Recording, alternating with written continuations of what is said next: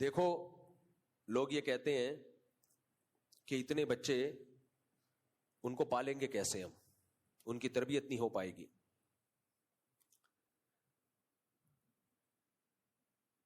اللہ تعالیٰ نے نا قرآن مجید میں اولاد کو گفٹ کہا ہے. کیا کہا ہے؟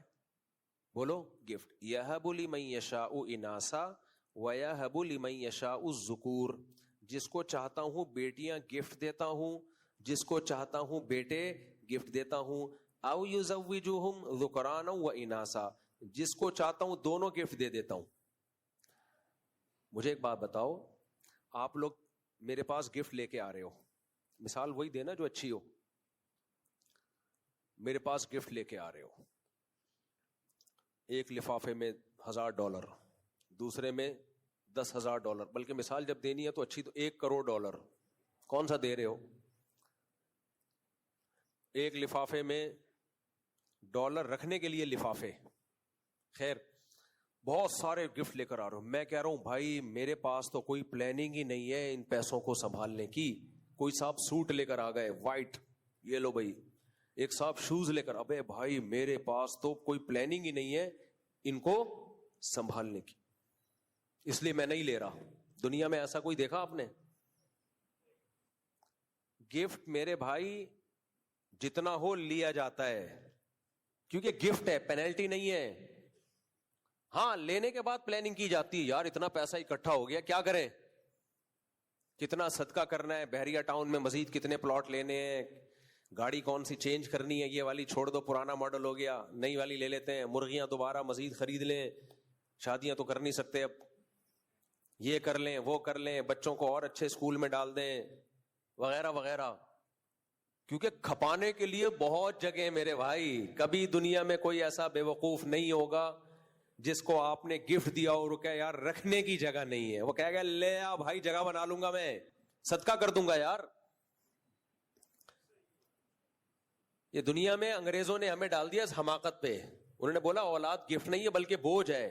یقیناً ہے، گوروں کے لیے ہے بوجھ، انگریزوں کے لیے اولاد بوجھ ہے، کیونکہ ان کے ہاں بچے ماں باپ کو نہیں پالتے، تبھی تو وہ کتے پالتے ہیں.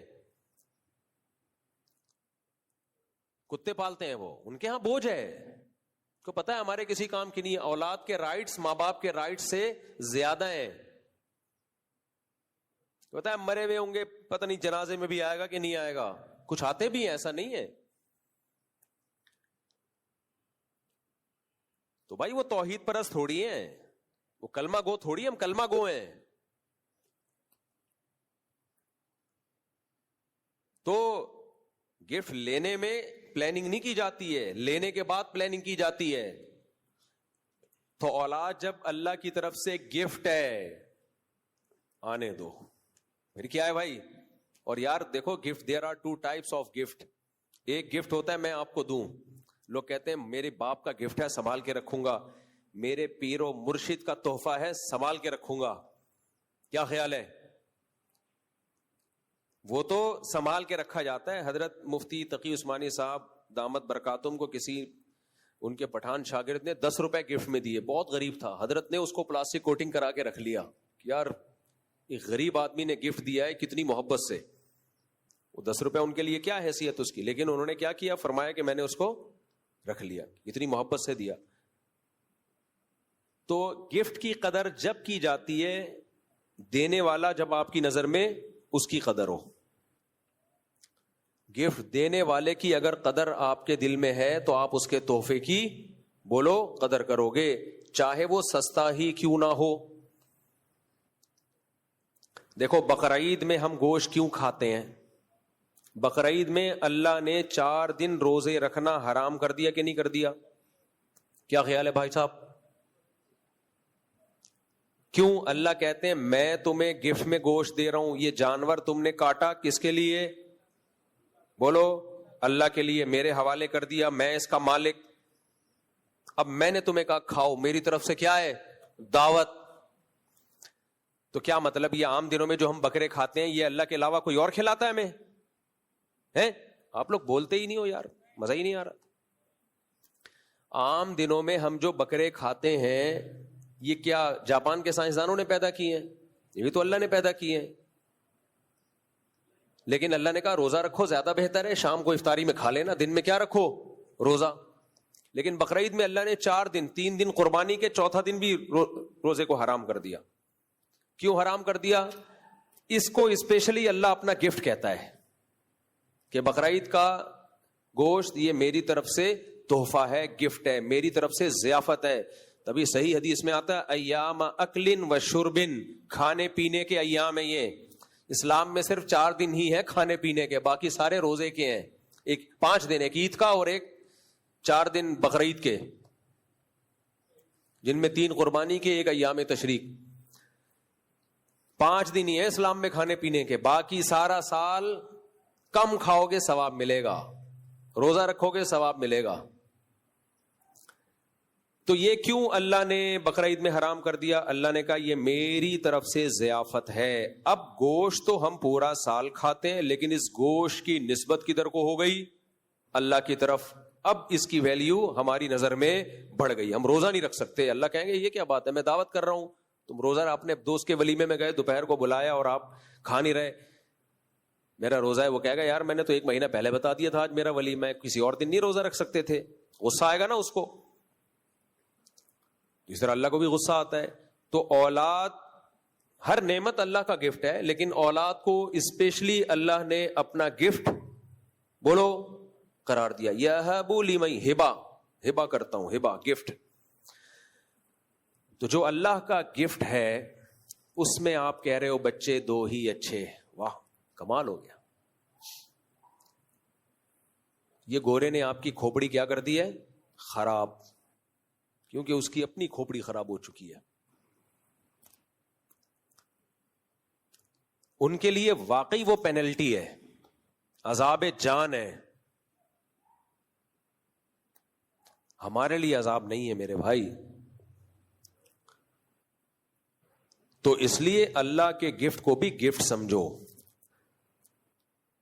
اور گفٹ پہ جو خرچہ ہوتا ہے نا اسے انسان بوجھ نہیں سمجھتا, کیونکہ گفٹ اگر ایسا ہے کہ اس پہ آپ کا خرچہ زیادہ ہو رہا ہے اور اس کا آؤٹ پٹ کم ہے تو وہ گفٹ نہیں ہے, وہ عذاب ہے. مجھے ایک بات بتاؤ, آپ کو ایک شخص بائک دے کے جائے جس کی ٹینکی بہت بڑی ہو, بہت مہنگی بائک ہو, آپ غریب آدمی ہو, اور بائک ایسی ہو کہ اس میں انجن آئل کا ٹھیک ٹھاک خرچہ, آپ کی پوری سیلری اس میں خرچ ہو جائے, اور ٹھیک ٹھاک مہنگا پیٹرول ڈلتا ہے اس میں, آپ کی تنخواہ اتنی ہے نہیں, تو آپ گفٹ دینے والے کو کیا کہو گے؟ بولو گے بھائی میں یہ کسی اور کو پہنا دوں گا, میں نہیں رکھوں گا. وہ کہے گا نہیں, آپ کو کسی کو پہنانے کی بھی اجازت نہیں ہے, یہ گفٹ ہے, تیرا باپ بھی چلائے گا اس کو. تو یہ گفٹ دینے والے کے بے وقوف ہونے کی علامت ہے یا نہیں ہے؟ توجہ ہے نا کہ بھائی تو غریب آدمی کو گفٹ دے رہا ہے اور اس گفٹ کو کسی اور کو گفٹ دینے کی, بیچنے کی بھی اجازت نہیں دے رہا, اور کہہ رہے تو ہی چلائے گا اس کو. تو کمبخت جب تو نے اس کو اتنا مہنگا گفٹ دیا کہ اس میں ڈیزل, پیٹرول اور انجن آئل اور اس کی سروس اس کی تنخواہ سے 10 گنا زیادہ ہے, تو یا تو اس کی تنخواہ بڑھوا یا اس کے خرچے بھی دے, بائک کے جتنے بھی ایکسپینسز ہیں وہ سمیت دے, اس کی ٹیوننگ, اس کی سروس, اس کی پیٹرول, وہ سارا تیرے پیٹرول پمپ سے ہوگا, پھر تو ہم اس کو گفٹ مانیں گے. ادروائز یہ گفٹ نہیں ہے, یہ عذاب ہے. اللہ اولاد کو گفٹ قرار دیتا ہے, مالداروں کے لیے بھی اور غریبوں کے لیے بھی. یہ عجیب بات ہے, اللہ غریب کو اولاد دے اور کہے میرا گفٹ ہے, میرا تحفہ ہے, اتنا بڑا تحفہ کہ 2 بکرے کاٹ, گنجائش نہیں ہے تو ویسی کھانا کھلا دے لوگوں کو. اور پھر اللہ کہہ رہا ہے کہ اس کے خرچے اس کے آؤٹ پٹ سے زیادہ ہیں, تو یہ گفٹ نہیں ہے, پھر یہ کیا ہے؟ عذاب ہے. تو پھر یہ قرآن غلط ہو جائے گا میرے بھائی, پھر تو قرآن غلط ہو جائے گا, معاذ اللہ, اللہ غلط ہو جائے گا. اللہ کہے گا اللہ تو غریب کو بچہ دے رہا ہے لیکن مہنگائی کے دور میں دے رہا ہے تو اس کو, اور پھر اس غریب کا اتنا خرچہ کرا رہے اس بچے کے اوپر اور اس کا آؤٹ پٹ کچھ بھی نہیں ہے, اس کے ایکسپینسز اس کی انکم سے زیادہ ہیں, تو پھر یہ یا تو گفٹ نہیں ہے, یہ عذاب جان ہے, یا تیرا مطلب پھر کچھ اور ہے. تو اللہ کہے گا میرا مطلب کچھ اور نہیں ہے, میرا مطلب گفٹ کا گفٹ ہی ہوتا ہے, تحفے کا تحفہ ہی ہوتا ہے, لیکن اس کے ایکسپینسز جب عذاب جان بنتے، جب میں ایکسپینسز کی ذمہ داری لیے بغیر یہ گفٹ دیتا، میں یہ گاڑی اور بائک اس کو دے رہا ہوں، یہ کمپنی دے رہی ہے، اس کا سارا خرچہ کس کے ذمہ ہے؟ کمپنی کے ذمہ ہے. اس لیے اللہ نے کہا نحن نرزقکم وإیاہم، اولاد مت قتل کرو، نہ روکو، اس لیے کہ ہم بھی اس کو روزی دیں گے، اس کو بھی دیں گے اور تمہیں بھی دیں گے. سمجھ میں نہیں آ رہی بات؟ کسی لبرل سیکولر کی سمجھ میں نہ آئے تو سمجھ میں آتا ہے. جمعہ پڑھنے آتے ہو پھر بھی سمجھ میں نہیں آتا تو پھر اپنی عقل کا علاج کراؤ. کیونکہ جمعہ کیوں پڑھنے آئے ہو؟ پیسے ملتے ہیں یہاں پہ؟ کیا ملتا ہے بھائی یہاں پہ؟ پسینے کے علاوہ فی الحال کچھ بھی نہیں ملتا. اس لیے آتے ہو، اللہ نے بولا ہے بھائی.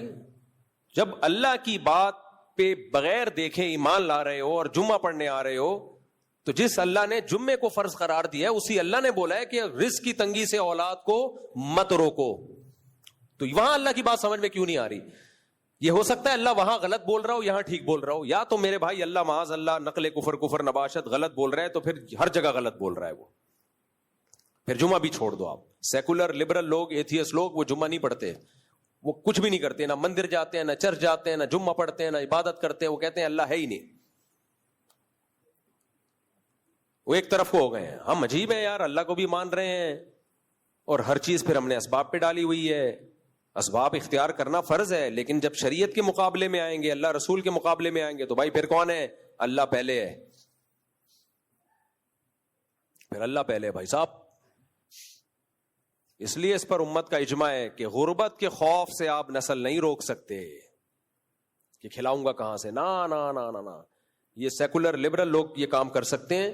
مسلم کو یہ سوچنے کی اجازت بولو نہیں ہے. تو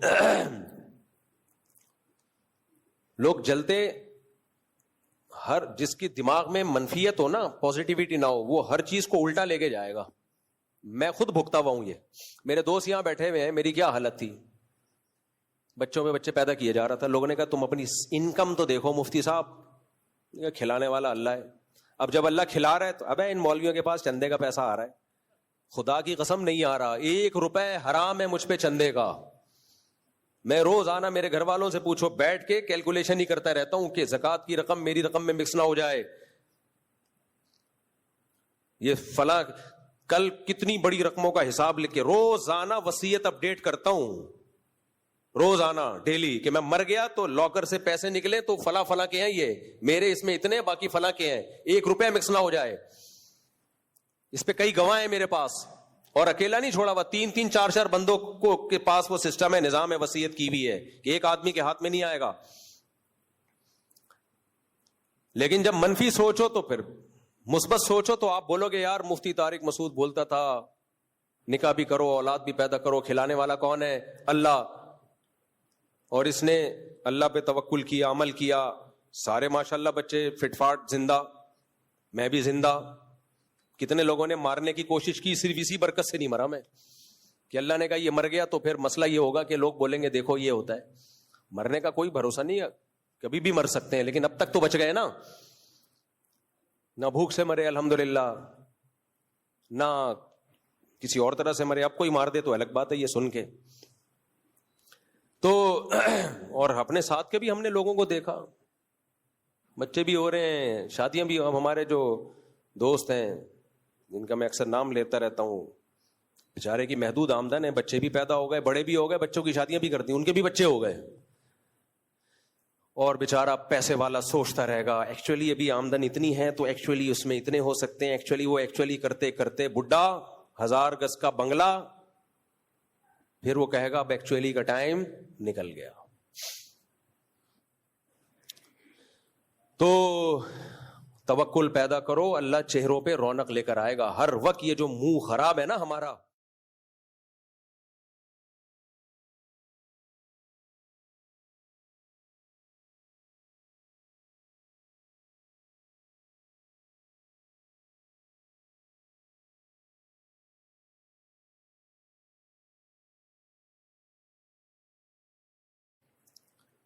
دیکھو لوگ یہ کہتے ہیں کہ اتنے بچے ان کو پالیں گے کیسے ہم. ان کی تربیت نہیں ہو پائے گی.